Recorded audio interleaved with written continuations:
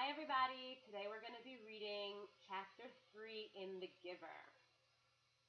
Our aim for this chapter is to try and notice how is Jonas different from the other people in his community. So as you're reading along, try and notice and think about what makes Jonas different from the other people that he lives with. We're also following this chart that we started in class, which is analyzing the utopian society in The Giver to see what is absent in the community. So far, we've already noticed that animals are absent, choices are certainly absent, and cars are absent. The reason for these things, we'll have to wait and see. But in this chapter, we might find a few more. So if you notice them, add them in your mind to the chart. We'll go over it after we read. Okay, we're going to be reading on page 20 in chapter 3. Follow along as I read. Chapter 3. Oh, look! Lily squealed in delight. Isn't he cute? Look how tiny he is. And he has funny eyes like yours, Jonas. Jonas glared at her. He didn't like it that she had mentioned his eyes. He waited for his father to chastise Lily. But father was busy unstrapping the carrying basket from the back of his bicycle. Jonas walked over to look. It was the first thing Jonas noticed as he looked at the new child, peering up curiously from the basket. The pale eyes. Almost every citizen in the community had dark eyes. His parents did, and Lily did, and so did all of his group members and friends.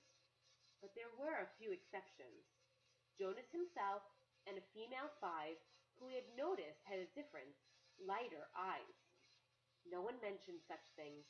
It was not a rule, but it was considered rude to call attention to things that were unsettling or different about individuals. Lily, he noticed, would have to learn that soon, or she would be called in for chastisement because of her insensitive chatter. Father put his bike into its port. Then he picked up the basket and carried it into the house. Lily followed behind. But she glanced back over her shoulder at Jonas and teased. Maybe he had the same birth mother as you. Jonas shrugged. He followed them inside. But he had been startled by the new child's eyes. Mirrors were rare in the community. They weren't forbidden, but there was no need of them. And Jonas had simply never bothered to look at himself very often, even when he found himself in a location where a mirror existed. Now, seeing the new child and its expression, he was reminded that the light eyes were not only a rarity, but gave the one who had them a certain look. What was it? Death, he decided, as if one were looking into the clear water of the river, down to the bottom, where things might lurk which hadn't been discovered yet. He felt self-conscious, realizing that he, too, had that look. He went to his desk, pretending not to be interested in the new child. On the other side of the room, Mother and Lily were bending over to watch as Father unwrapped its blanket. What's his comfort object? Called, Lily asked, picking up the stuffed creature which had been placed beside the new child in his basket. Father glanced at it. Hippo, he said. Lily giggled at the strange word. Hippo, she repeated, and put the comfort object down again. She peered at the unwrapped new child, who waved his arms. I think no new children are so cute, Lily sighed. I hope I get assigned to be a birth mother. Lily, Mother spoke very sharply. Don't say that. There's very little honor in that assignment. But I was talking to Natasha, you know, the 10 who lives around the corner. She does some of her volunteer hours at the birthing center, and she told me that the birth mothers get wonderful food, and they have very generous, gentle exercise periods. And most of the time, they just play games and amuse themselves while they're waiting. I think I'd like that, Lily said petulantly. 3 years, Mother told her firmly. 3 births, and that's all. After that, they are laborers for the rest of their adult lives, until the day that they enter the house of the old. Is that what you want, Lily? 3 lazy years, and then hard physical labor until you are old? Well, no, I guess not, Lily acknowledged reluctantly. Father turned the new child onto his tummy in the basket. He sat beside it and rubbed its small back with a rhythmic motion. Anyway, Lily Billy, he said affectionately, the birth mothers never even get to see the new children. If you enjoy little ones so much, you should hope for an assignment When you're an 8 and start your volunteer hours, you can try some at the nurturing center, Mother suggested. Yes, I think I will, Lily said. She knelt beside the basket. What did you say his name is? Gabriel? Hello, Gabriel, she said in a sing-song voice. Then she giggled. Oops, she whispered. I think he's asleep. I guess I'd better be quiet. Jonas turned to the school assignments on his desk. Some chance of that, he thought. Lily was never quiet. Probably she should hope for an assignment as speaker, so that she could sit in the office with the microphone all day making announcements. He laughed silently to himself, picturing his sister droning on in the self-important voice that all the speakers seemed to develop, saying things like, Attention! This is a reminder to females under 9 that hair ribbons are to be neatly tied at all times. He turned toward Lily and noticed to his satisfaction that her ribbons were, as usual, undone and dangling. There would be an announcement like that quite soon, he felt certain, and it would be directed mainly at Lily. Though her name, of course, would not be mentioned. Everyone would know. Everyone had known, he remembered with humiliation, that the announcement, Attention! This is a reminder to male 11s that objects are not to be removed from the recreation area, and that snacks are to be eaten, not hoarded, had been specifically directed at him. The day last month that he had taken an apple home, no one mentioned it, not even his parents, because the public announcement had been sufficient to produce the appropriate remorse.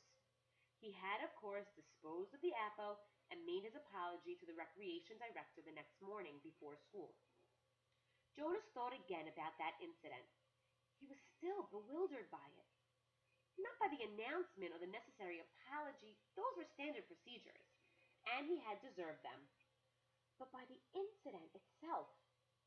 He probably should have brought up his feeling of bewilderment that very evening when the family union had shared their feelings of the day, but he had not been able to sort out and put words to the source of his confusion, so he had let it pass.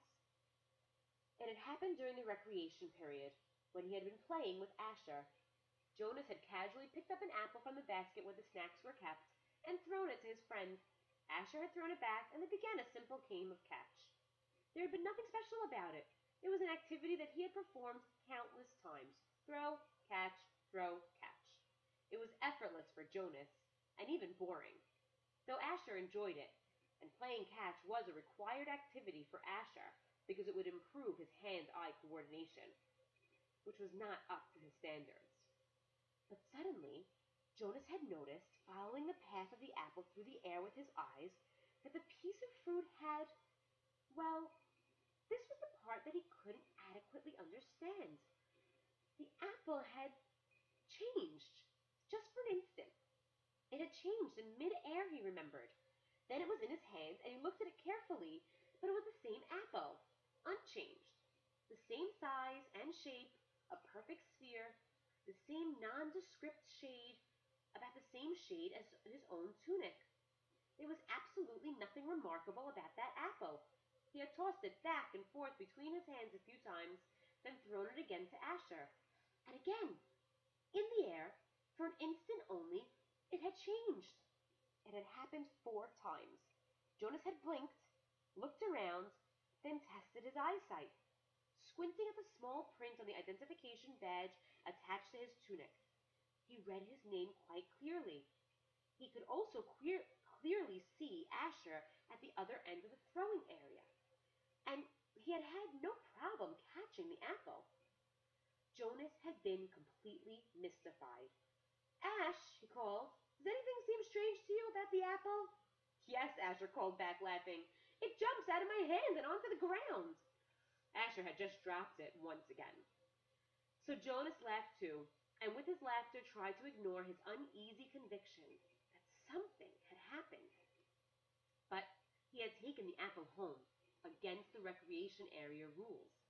That evening, before his parents and Lily arrived in the dwelling, he had held it in his hands and looked at it carefully.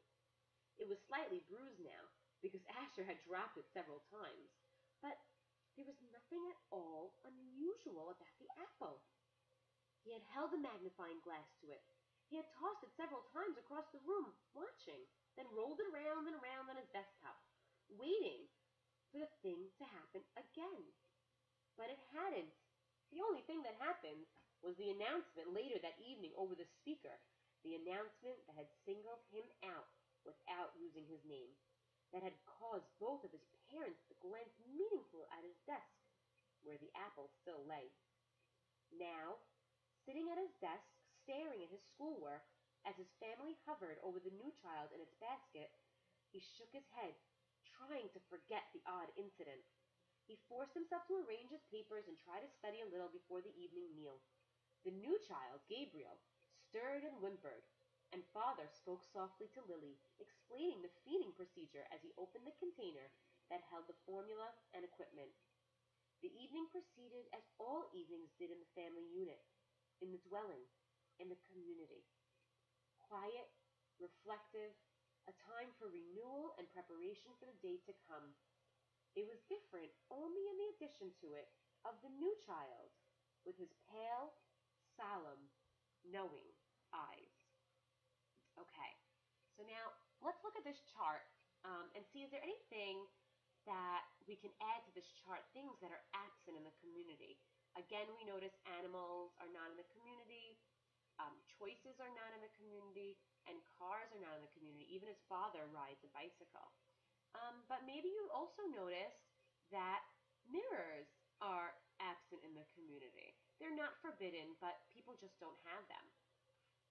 Pregnancy is absent in the community. If you want to have a baby, you don't have to have the pregnancy. Somebody does that for you. And babies at home are also unusual, or also absent in this community. Babies are brought up in the nurturing center. Tomorrow we'll talk about some more things that are absent in the society, in the community, in the giver. Let's look at our aim now. How is Jonas different from the other people in his community? Did you notice anything in the chapter that tells us that Jonas is different? Well, maybe you noticed that Jonas, like this new child, has pale eyes. Unlike everybody else in his community, almost everybody else in his community, Jonas has pale eyes. Everybody else is described as having dark eyes. Jonas also, unlike his friend Asher, sees the apple change, and that's why he takes it home even though it's against the rules. You'll also notice in previous chapters that Jonas says that he has no idea what his assignment will be. So for tomorrow, I want you to think for our conversation tomorrow about these differences. How do you think these differences in Jonas will affect his assignment? So those are the two things we'll talk about tomorrow, how Jonas is different from the community, and we might also look at the reasons for all of these absences in the community. What's the reason all of these things are missing in the community? Okay, we'll do that tomorrow.